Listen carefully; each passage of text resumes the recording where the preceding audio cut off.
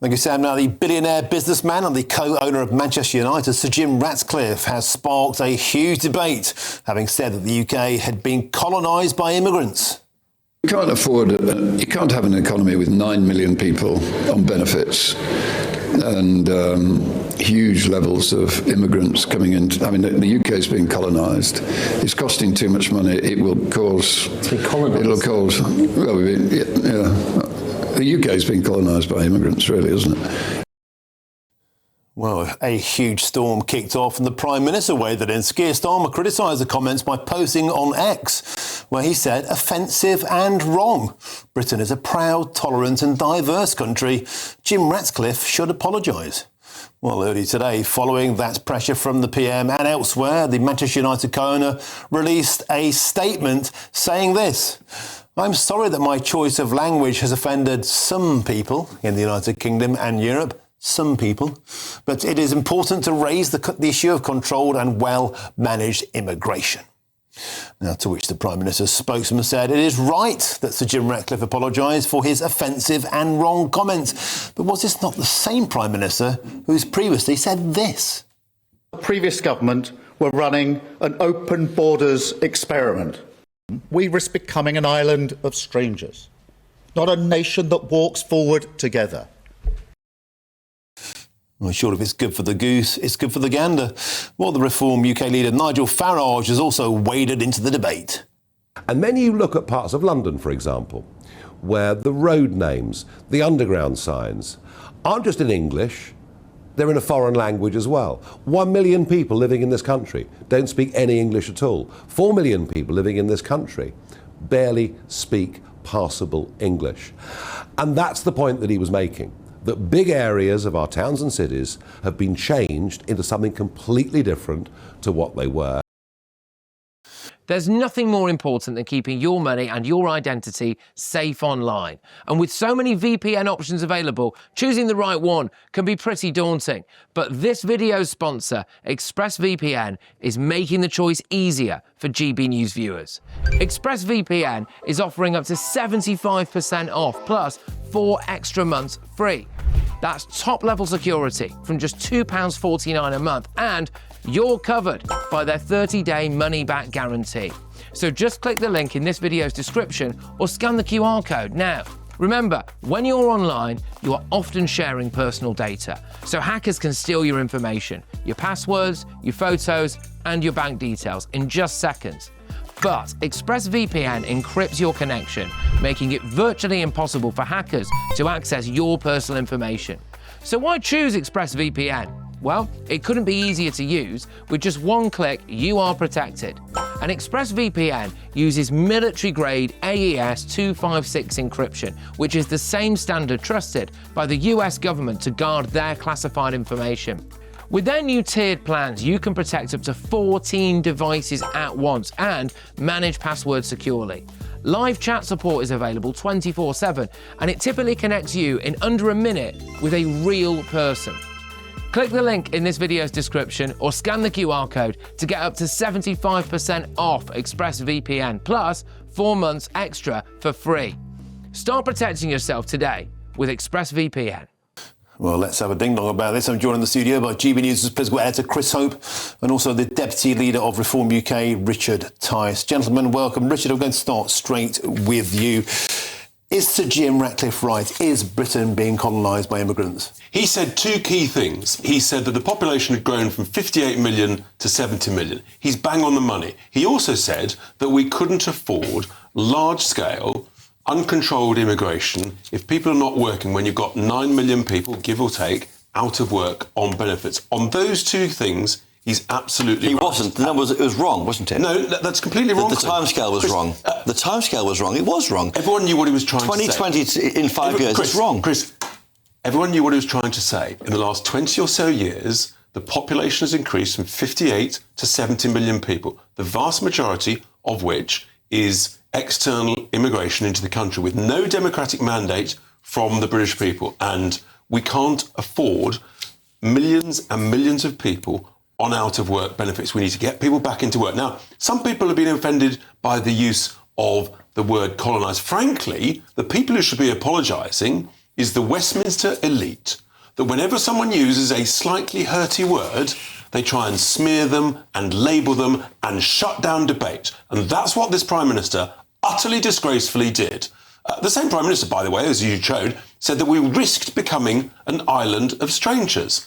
And we all want smart, sensible, highly skilled, highly qualified people who want to come and enjoy the privilege of living in the UK, integrating, contributing to a community, and working and speaking the language. But in many areas now, there are hundreds of thousands of people who do not speak a word of English.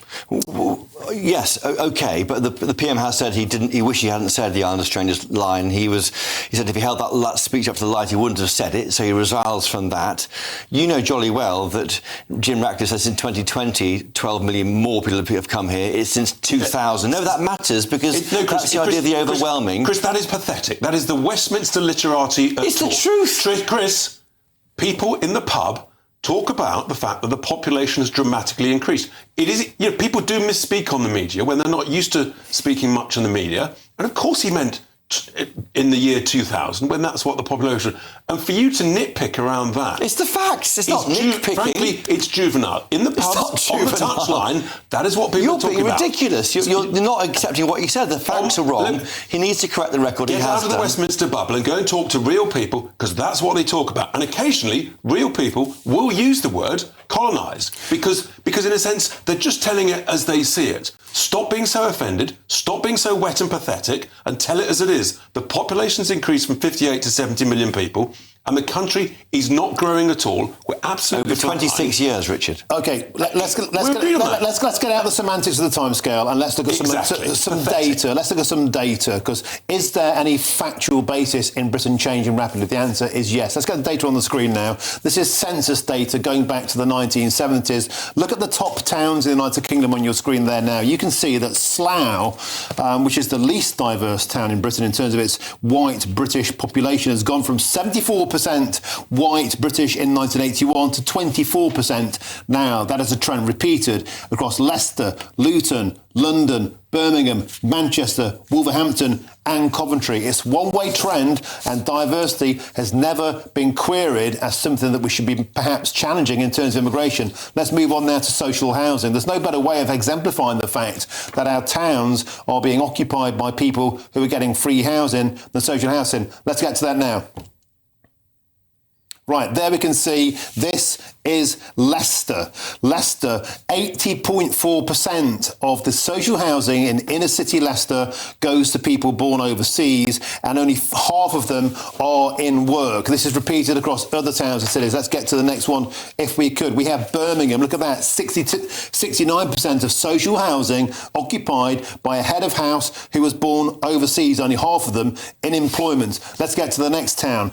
We've got Oldham, even more, 68.5% of people in social housing in that area of Oldham born overseas, only 33, a third of them are in employment. And finally, I think we have London. London, look at it, that's a heat map of giveaway Britain. The amount of houses occupied by people born overseas is astonishing. And when you look at the highest areas, Paddington, West London, such as Brent, 72% of all social housing given to people who are born overseas. Richard Tice, when you look at that, you can argue about the word colonising, you can argue about whatever you like. The facts are the facts. Britain's towns are changing irrefutably, inexorably, and if you complain about it, you're shut down. And congratulations to you and GB News for showing the data so clearly that proves evidence-led data, clearly showing how towns and cities across the UK have changed enormously. And I come back to this great point about people came here, supposedly, we were told, to work. But that data clearly shows that many people are being subsidised, sometimes getting ahead of the queue, to live in social housing, not to work. And the British people, not unreasonably, saying, it's not fair. If people are going to come here, please work. Chip in, do your bit, contribute to your local community. Richard Tice, you'd also like to talk about the GDP figures out there, the state of the economy. So this morning, 0.1% growth in the 3 months to December, the same as the 6 month from July to December. That's not growth. It's barely a round of drinks, frankly. And GDP growth per person, because of high-scale immigration, we're now in recession. We are in a recession, GDP per person. The last 2 quarters, both negative. Funny how that's not on the mainstream news, and that's because of the policies of this woeful, incompetent Labour government, and yet we're borrowing £150 billion over the last 12 months. We're in danger of going not only skint, but going bust at this rate. And I wonder, actually, if these 2 conversations are interlinked, because we were told repeatedly the answer to the engine room of our economy is just to let more and more people in who work, who pay taxes. The clue's in the word work. But it comes to the reality, as you've just shown in that great data, they are not working in large numbers, and that's just not fair. It's unacceptable. What would you do if you became the Chancellor of the Exchequer? There's a big reshuffle next week, we expect on maybe Monday or Tuesday from your leader, Nigel Farage. You're tipped as maybe a future Chancellor. You're on here talking about the economy. That's you bidding for that job, clearly. If you became Chancellor, because the Treasury drive it, you talk to Suella Braverman, she tells you that the Treasury drive the need for migration to keep the economy ticking. Well, actually, so the Treasury have driven the quest for higher immigration, but the Department of Welfare and Pensions is the one that's been guilty of allowing welfare payments, which are tax-free, by the way, to increase too much, which has reduced the incentive to work for too many people, and it's the welfare that's got a major problem. I need to interject because I've got some breaking news for you on the Jim Ratcliffe story, and it's this. Manchester United have just posted on X, and they've said this: Manchester United prides itself on being an inclusive and welcoming club. We will continue to represent our people, our city and our fans with purpose and pride.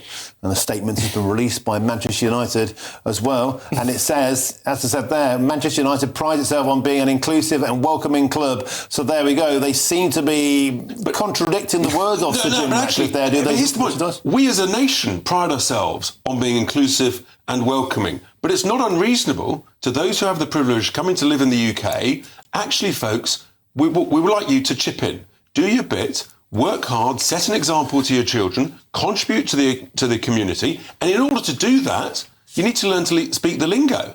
And please don't expect large-scale benefits paid for by Alarm Clock Britain, who've been here for decades and decades, working their backsides off. I don't think it's unreasonable. It's about fairness, and the British people, we are about fairness.